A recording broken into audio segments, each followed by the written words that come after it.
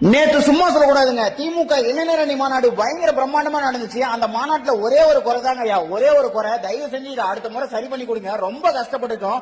எல்லாரும் வரதுக்கு போறதுக்கு வண்டி வச்சு கொடுத்தீங்க, எல்லாரும் ஒரே மாதிரி டி ஷர்ட்டும் அடிச்சு கொடுத்தீங்க, எல்லாரும் கையிலும் 200 ரூபாய் பணமும் கொடுத்தீங்க, எல்லாருக்கும் கோழி பிரியாணி பொட்டலமும் கொடுத்தீங்க, எல்லாரும் உட்காந்து உங்க பேச்சை கேட்கணும்னு சொல்லிட்டு ஒவ்வொருத்தரோட சேர்லையும் ஒரு மஞ்சப்பை வச்சீங்க. அந்த மஞ்சப்பைக்குள்ள மிச்சரு, முறுக்கு, ஸ்வீட், பப்ஸ், ஜூஸ், ஒரு தண்ணி பாட்டில் எல்லாமே வச்சுங்க ஐயா. சரிதாங்க ஐயா, அதுல குறைய சொல்ல முடியாது. ஆனா மெயின் டிஷ் வைக்காம விட்டுட்டீங்களா ஐயா.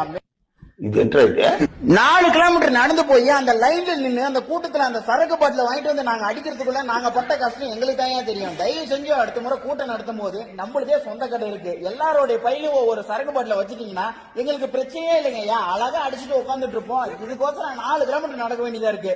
அது ஒரு சின்ன வருத்தம் தான். தயவு செஞ்சு அடுத்த முறை சரி பண்ணிருங்க. ஆனா நீங்க கொடுத்த 200 ரூபாய்க்கு அடிச்சுட்டு ஒரு ஆட்டம் போட்டங்க பாருங்க, வேற மாதிரிங்க.